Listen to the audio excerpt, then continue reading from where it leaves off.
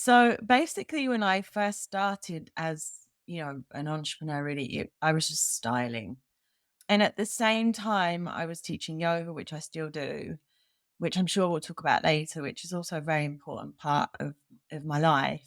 So I started just with a styling agency, and I've always loved fashion from a very early age. I used to get dressed up in my mum's heels and clothes when I was like 5 and put her lipstick on. And yeah, I just really loved playing with fashion. And then I worked in fashion brands and stuff. And I wanted to do my own thing because I felt like I wanted to make a different impact. And clothes to me are really empowering, but they can also be disempowering. And so styling was like, how can I kind of help make people feel good? I think, how can I help make people feel empowered and confident in their own skin? And, as we all know, clothes are like our second skin. And I think a lot of time people overlook that and don't realize, especially the image of yourself for yourself is like really important. Like to be able to look at yourself and be proud of who you are and be proud of the way you're showing up. And so, I really was into the whole personal styling, and I worked with lots of different clients. And I started to realize along the way that a lot of mainly women, because I was working with mainly women, the occasional male, but in general, it was females. And I realized how, you know, there were so many layers to do with, how we dress, what we wear, and how we really feel. From just styling, let's say, I ended up pivoting to, work helping people work on their inner world, their confidence and their mindset and their body image to then go and style themselves to really align with their inner world, with their outer. I got burnt out basically of, I think online. I just was like this showing up all the time on all these different platforms as like a solo entrepreneur. I just felt tired and I just kind of lost my mojo, I guess. And so I took a bit of time out and just stepped back one summer, and I wasn't, I was like, I didn't really know what to do. Like, kind of, I wanted to continue, but I didn't. I wasn't really sure how to move forward. So I just kind of gave myself some space. It made me question a lot of different things. And I think that's why, as well, I found it a bit difficult with the styling because I was like, I'm telling people to buy more stuff in a certain way. So that just felt misaligned, but I wasn't really sure of the next steps. And so I then got asked to teach sustainable fashion. And at first I was like, wow, how am I going to do that? And then I was like, no, I can absolutely do this. Like, why not? And so, really, this has all just led me on this path of really digging deeper into what is sustainability and how can I help make a difference, make more of an impact. It underlined everything that you did because we've spoken for a few years now, and you can see how, with your journey, the great thing about it is that you felt the misalignment, that you're helping with the styling, but then you're also kind of promoting consumerism, which you don't feel aligned with because it's not sustainable. But then you have pivoted it in a way that does feel aligned. And I think that's really important because a lot of and you'll probably agree with this, a lot of the reasons why our business doesn't grow is when we're not aligned with what we're selling or Hmm. what our niche is. And it's very hard to show up and not get burnout Yeah. if that's not aligned. Yeah. And also, I think as well, thinking that we need to do it a certain way. I've realized over the years that just because such and such business coach says this is the way you need to do it, it doesn't mean to say it's going to work for you. And it doesn't mean to say it's the right way or the wrong way, but it doesn't necessarily mean it's going to work for you. What I've really learned is connecting to what brings me joy, because what brings me joy and inspires me is going to come naturally to me and it's something I'm going to enjoy.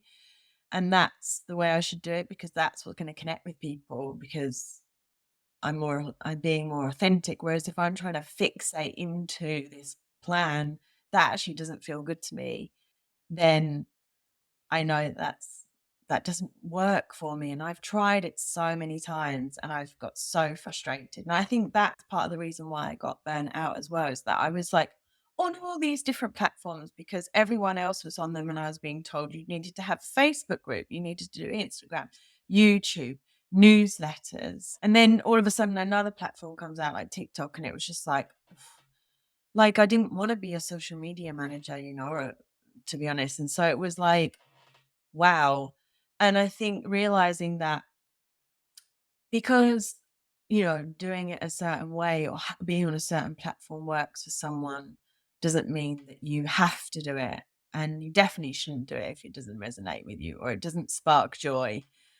Obviously not everything we do in our businesses are like super joyful. Like I don't really enjoy doing like admin that much, but it's something that I need to do. So I just make a little ritual out of it. And I make sure I have a really nice, drink, and I put some candles on, some really nice music.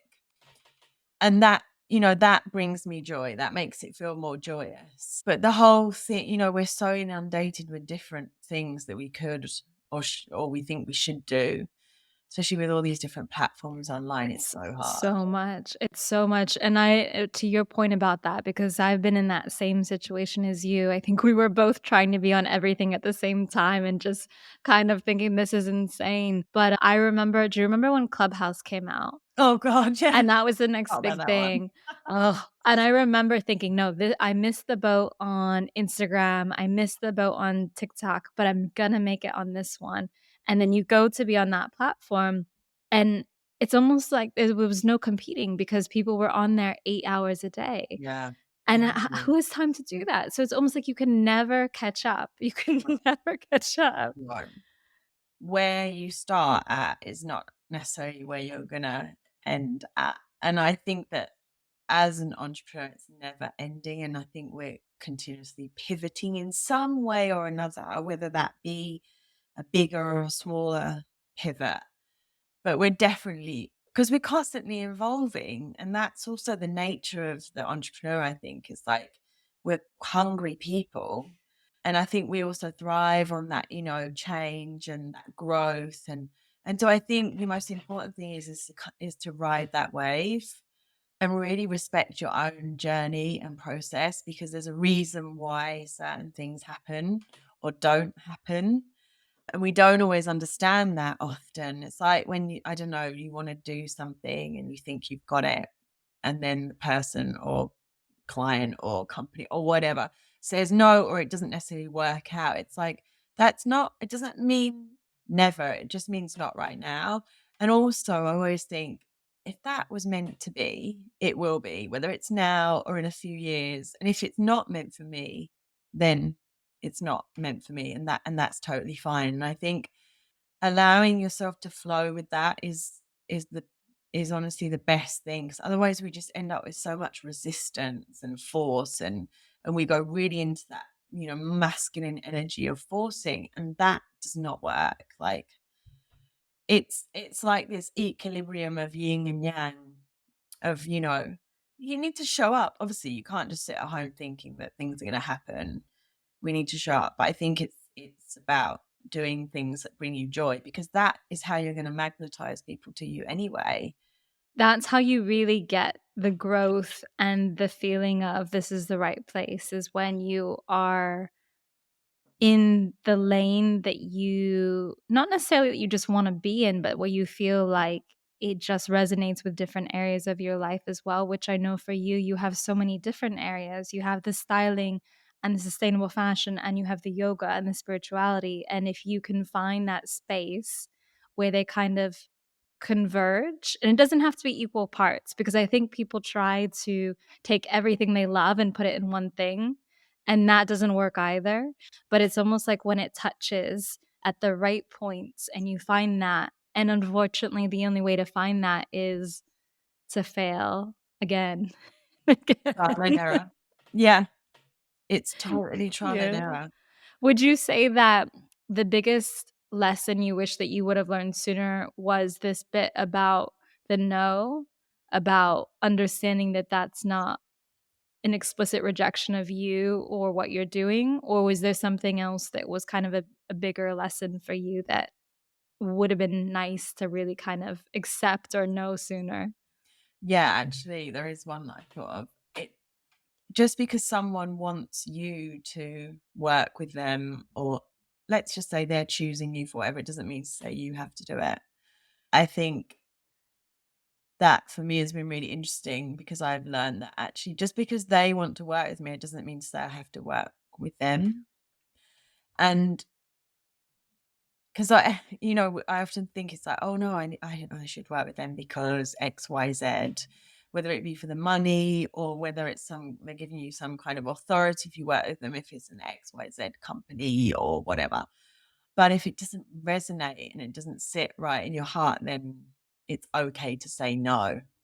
And I think that's probably been, one of the realizations I've had along the way. At the beginning of the journey, I would have never said no to anything. And often when I've said yes to things that maybe I was been, they've drained my energy. Whereas when I say yes because it lights me up, I've had an amazing time doing it. And that's not to say that it's not necessarily difficult or challenging because, you know, sometimes maybe if I've had to do speaking or whatever, it's like, wow, this is a challenge. This is out of my comfort zone, but still it feels good. It's like lights you up, then that's definitely a yes. But it's like when you know deep down, you're just like, listen to yourself. Yeah. There's a reason why you feel what you feel, and it's Yeah. okay to say no.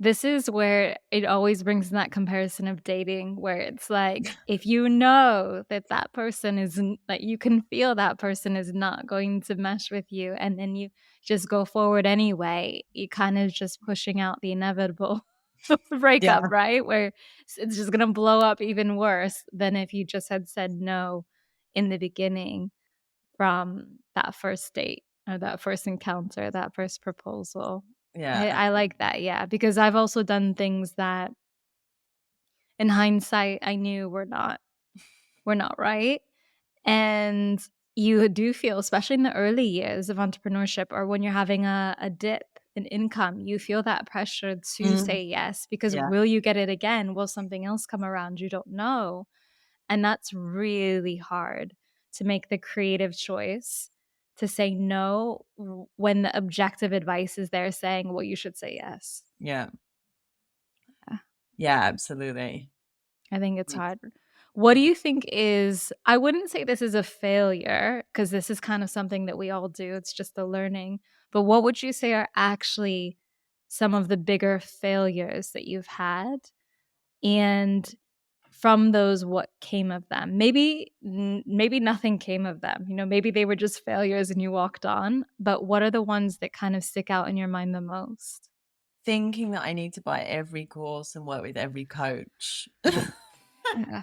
that approaches me or that my friend works with. Or I remember there was like a time when I was, I think especially around the pandemic time as well, because we're more at home, we're more online, so it was like more in our faces. But it was like, oh, if I work with this coach, I'm going to earn 10 grand a month. And I was really whirlwinded into that and like do this course and that, and it was just like course after course. And I was like, I got to the point where I was like, Lou, you're spending all this money. Like, it's great to invest in yourself, but consciously. And I was just like, I'm doing all these different courses. It's not like, I just was like, this is too much. That again was right before this burnout that I had as well, of like needing to take time out because I was just like, doing all this stuff, nothing's happening. I'm paying for all these courses. Like, you get really caught up in that. Why aren't I earning money? There must be something wrong with me. Why can't I do it right? Kind of thing. This course investment is probably the number one answer of all the interviews I've done for things that were the worst investment they Oh, made. really?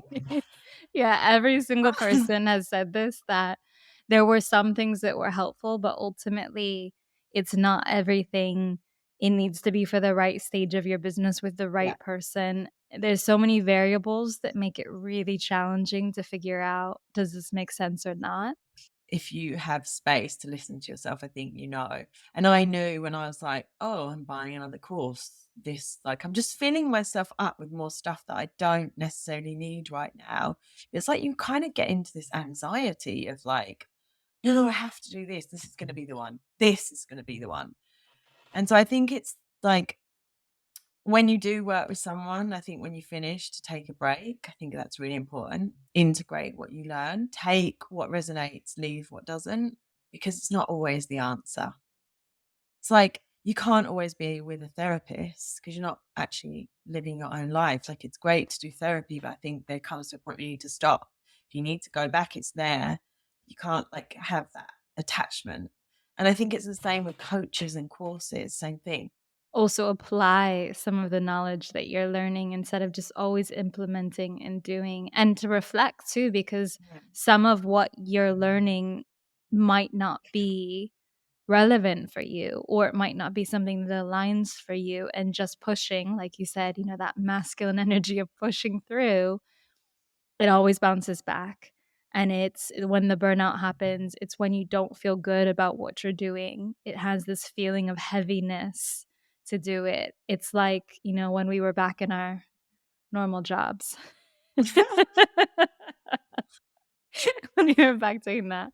What do you think, if we talk about courses that we didn't really need or weren't ready for, or maybe weren't the right choices as a bad investment, what has been one of the best investments you've made? What is something that you feel like, I'm so glad that I did this? And it doesn't need to be a huge amount of money, just Mhm. something that you invested in that made a difference for you. So for me, I think, and it's investing in my health and well-being.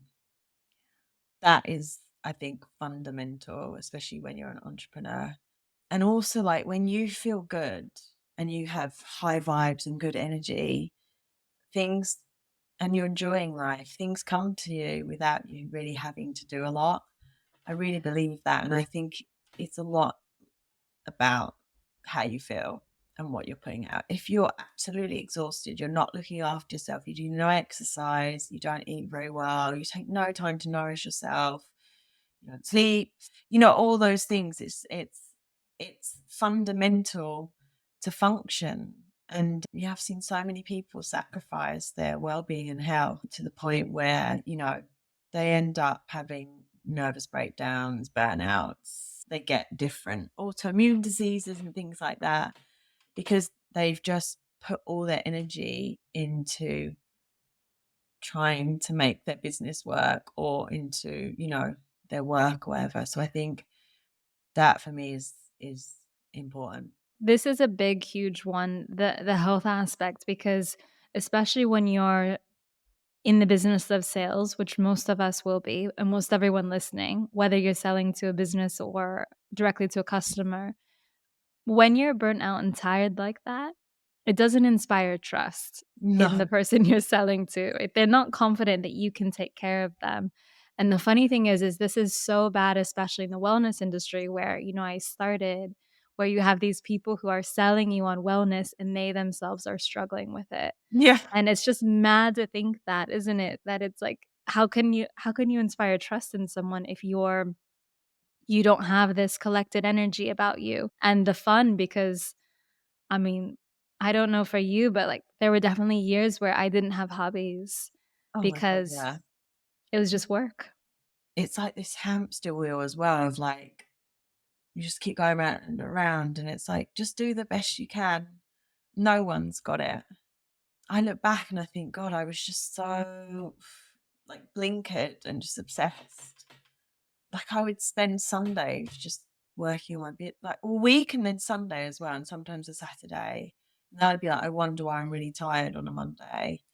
No, I can't meet because and it's like, no, that doesn't work again. You're depleted. You need that energy. Yeah, it is. This is going into the topic a little bit of the boundaries, isn't it? Yeah. Like setting up boundaries as an entrepreneur around your energy and your time and how important that is. I feel like that was a big lesson for me, definitely, was figuring that out. And sometimes boundaries against yourself so that you're not the one spending 10 hours on the same thing. when it doesn't need to be done for whatever weeks, but you're doing it now because, like you said, we have no free time. Yeah. We're just filling it. And But, guilt. If I yes. don't do it, and if I go and do this, then if I have some fun for a bit, I'm going to feel guilty. It's like, no, we need to be more present and live in the moment. Yeah. How do Um, you feel that your yoga background and the spirituality has kind of helped you in that way? Because I'm sure it has. It must have made some difference, at least now, in the way that you're viewing this entrepreneurial journey, the way you're approaching business. like I said before about health and well-being, if I feel like I'm getting too overwhelmed with something, or it's not, I'm not feeling inspired, I just go to yoga, or I go and do some exercise, or I go for a walk, or I go and do something. Because what I've learned is that if I sit there trying to force it to make it happen, or to make it work, or to make more creativity come to me in that moment, or inspiration, it never works. So the best thing is just to let go and go and do something nice for yourself. Because at the end of the day, if you're an entrepreneur and you make your own timetable, then, why can't you go and do a yoga class, go for a walk? It just brings me a lot of peace, and it kind of brings me back into the present moment. And I think when we get too much in our head, we get really disconnected, and that's when we make bad decisions. It doesn't require the same amount of energy to be here and now as it does to push yourself forward or to ruminate on the past, right? All of that takes so much energy. It's something that has stuck with me ever since I did my first yoga teacher training. And I remember the couple that were leading the training, the guy, he said to me, trust the process. And I was like, what does that mean? Like, at that point in my life, I didn't really get what he meant. I mean, a yoga teacher training, what are you talking about? Trust the process. Here's the thing, Sade, I feel like the more I let go and surrender, the more amazing things happen. The less I try to control and the more I trust, that's when things happen. And the more I enjoy what I'm doing and I'm having, fun, I'm high energy and I feel good, that's when things happen. I'm letting that sit with people. Because I think that's probably the biggest lesson of this whole podcast and of everyone that comes on is letting go of the control a little bit because it is hard. I will say after 10 years, that's still the biggest thing that I struggle with is letting it go, not forcing it, not getting stressed about it, just letting it be. This kind of actually leads very naturally into the last question for you. Why is it, in your opinion, worth it to be an entrepreneur, given all the difficult stuff we talked about? What makes it still worth it? I think it's really about growth and the spiritual path. I really do. Like being an entrepreneur builds a lot of resilience. You get more confident because you kind of have to put yourself in certain uncomfortable scenarios that are going to make you grow. Where can people find you? Where can they find more of what you do? So basically, I'm on Instagram. It's by Lou Stokes. I'm active on LinkedIn as well. Those are kind of my two favorite platforms. And then my website, loustokes.com. I'll include links to everything. Thank you for being an amazing guest as always. I love this conversation because it was a little bit different going into it, but thank you for the perspective. Thank you, Sean. It was wonderful.